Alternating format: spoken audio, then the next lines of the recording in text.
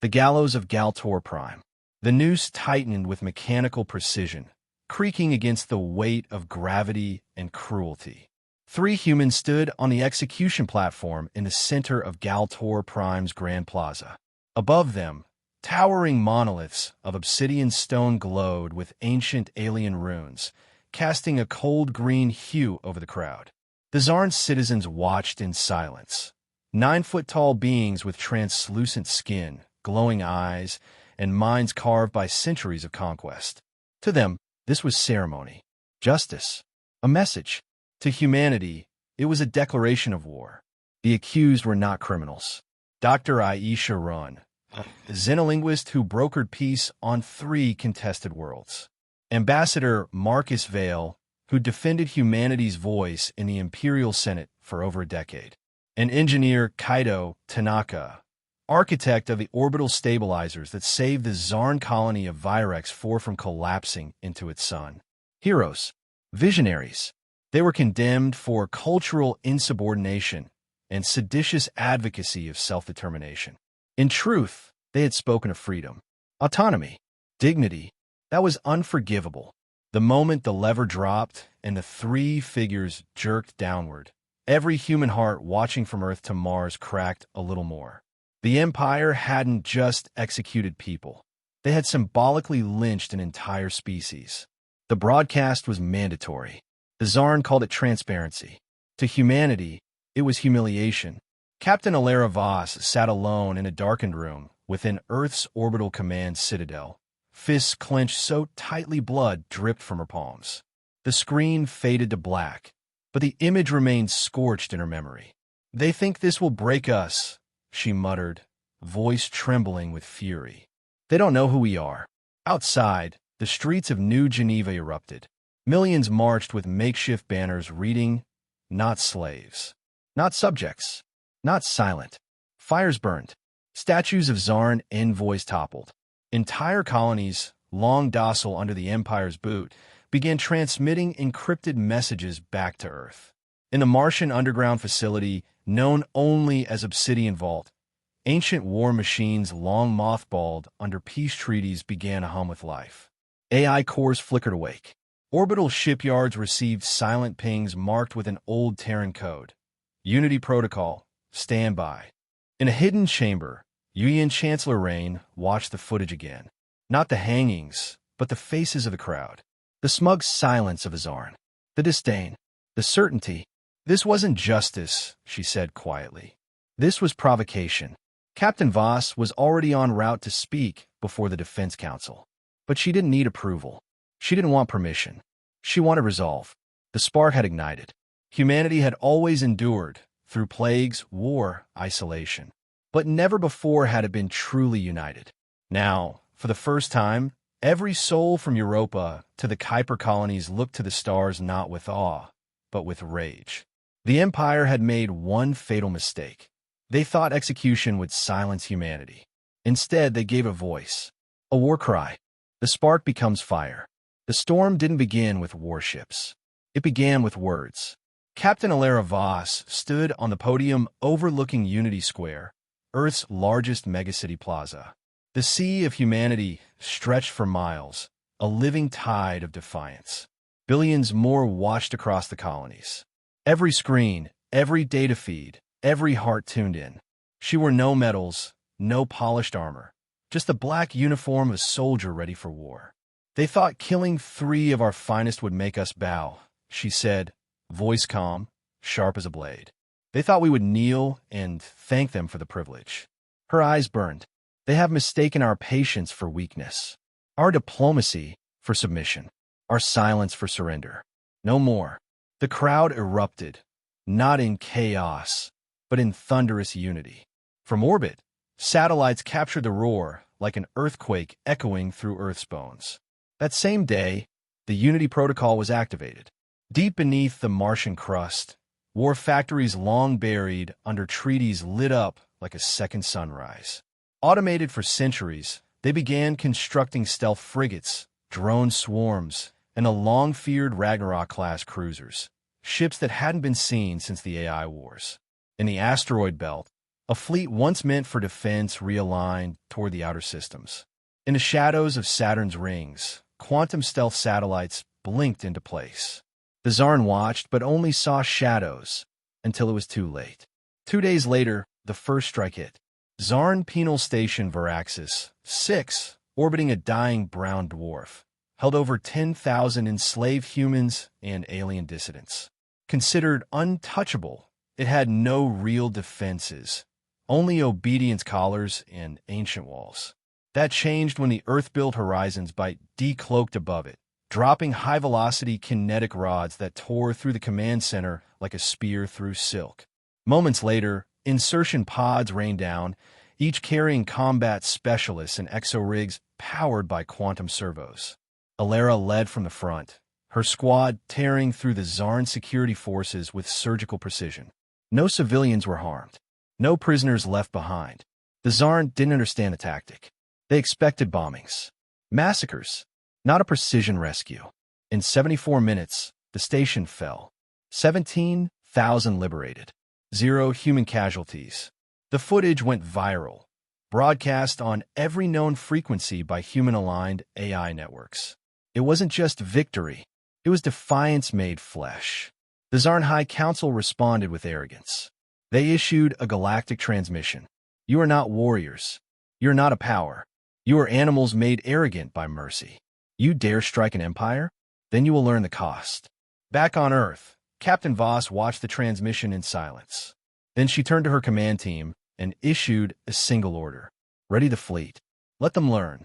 The spark had become ablaze. And now, the fire was spreading. Blood in the stars. The war was no longer a question of if. It was a matter of how much longer before the galaxy knew the price of defiance. Humanity's response had shattered the Zarn's perception of their invincibility. The Empire had underestimated Earth's resolve. What began as a handful of daring strikes soon erupted into coordinated operations across multiple sectors. Humanity didn't need numbers, just a relentless, unyielding will. Alara Voss stood on the command deck of the Valiant Dawn, a flagship once used for peacekeeping missions, now repurposed for war. The star chart before her shimmered, dotted with red marks indicating recent targets, Zarn supply lines, troop depots, and communication relays. But the most significant was the Hercules system, a mining world where the Zarn had fortified their most critical weapons caches. We strike tonight, Alara ordered, eyes hard. No mercy. Her plan was simple. Use their unpredictability against them. The Zarn were an ancient species, accustomed to overwhelming force and ordered precision. Humans, on the other hand, thrived in chaos. Small, efficient raiding groups hit hard, fast, and were least expected. The Zarn could never predict what would happen next. The first battle was brief, but brutal. The Valiant Dawn led the assault, its assault pods streaking through the atmosphere of Hercules' gas giant. The fleet deployed human-engineered Carmine Echo drones, small, agile fighter ships capable of disabling larger vessels with their EMP pulses. While the Zarn cruisers scrambled to defend, the drones disabled their entire communications grid. In the chaos, a human strike team, led by Captain Voss herself, infiltrated the enemy base on Hercules' moon. They were outnumbered, but they knew something the Zarn didn't. War isn't won with strength alone. It's won with ingenuity. Alara and her team fought their way through the Zarn trenches, using stealth and guerrilla tactics to hack into the enemy's weapon supply. What followed was an explosion that shattered the Zarn defenses and left Hercules' mining operations crippled. The mission was a success, but it was the message that echoed louder than any explosion. Humanity wasn't just striking back. They were reshaping the rules of engagement. The Zarn retaliated with fury. They unleashed an armada on the outer colonies, brutally efficient, merciless. They bombarded entire settlements, wiping out civilians without hesitation. The destruction on Epsilon 4 was a sobering reminder of the war's escalating stakes. But the retaliation only strengthened humanity's resolve. The UN Council, still divided on the ethics of war, had little choice now but to unite under the banner of survival. The war effort was fully mobilized. Earth's industrial complex churned out weapons at a staggering rate. The shipyards on Titan and Europa became the backbone of a growing fleet. And then, something unexpected happened. A defected Zarn commander, General Nivak, reached out to Earth forces.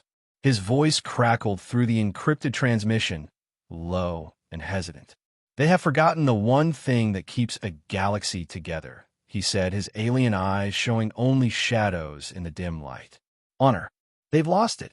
Help us, and I will give you the coordinates to their flagship." The war was changing, and humanity, the underdog, was no longer afraid to fight with everything they had. The iron will of Earth.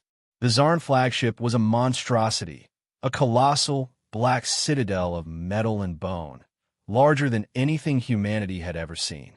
It hung in orbit above their capital world, Zartaith, like a cruel reminder of their ancient supremacy. Its weaponry could obliterate entire fleets with a single volley. But Alara Voss, standing in the command center of Earth's newest warship, the Iron Will, felt no fear. She felt only resolve. "Ready the fleet," she said, voice steady but tinged with steel. "It's time to end this." The operation had been months in the making. The Iron Will was humanity's trump card, an experimental ship that combined the stealth of old Earth-designed cloaking tech with the firepower of 1,000 ships. Hidden behind the rings of Saturn, it had been built in total secrecy, its weapons powered by the same quantum energy core that once fueled Earth's experimental Ares reactors. For the first time, humanity wasn't reacting. They were taking the fight to the heart of the Zarn Empire. Across the galaxy, the coalition of human-aligned forces, reptilian Urith, insectoid Drala, and other oppressed species, had united behind Earth's banner. But the humans had not forgotten the cost. Their message was clear: no more fear, no more submission. Alara's mind raced as the fleet jumped through a series of micro-wormholes, bypassing Zarn defenses with surgical precision. But they were not undetected for long. Zarn forces responded swiftly, dispatching warships to intercept. Battle raged in the deep void of space as the Iron Will led the charge. Cloaked in shadow, its weapons ripping through the Zarn fleet like a reaper's scythe. The sheer audacity of it stunned even the seasoned Zarn warriors. Then, at the edge of the Zartaith system, a new ship emerged from the void, a massive Zarn dreadnought, its hull glittering with blue energy fields. It was the Empire's flagship, Tirval, bristling with weaponry that could erase entire civilizations with a single command. But Alara knew that no matter how powerful their ships, no matter how formidable their fleets, the Zarn had one fatal flaw: arrogance. The battle was a storm of flashes and fire, chaos unleashed on a scale that rattled the stars themselves. Zarn ships exploded in the vacuum, their commanders scrambling to regain control. But humanity had already anticipated every move. The Iron will cut through the chaos like a scalpel, zeroing in on the Tirval. Inside, Alara knew this final strike could tip the scales. Her personal shuttle launched from the Iron Will, its engines roaring as it raced toward the heart of the Zarn flagship. Inside, she was joined by General Nivak, the Zarn defector who had shared the Empire's weaknesses. Together, they would infiltrate the Tirval's core and disable its power grid. But before they could reach their destination, a squad of Zarn warriors emerged, clad in heavy armor and wielding blades as dark as the space they inhabited. Alara's pulse quickened. This was no longer about tactics. This was about survival, about showing the galaxy that humanity would not back down, no matter the odds. With a cry of defiance, she drew her blade and charged.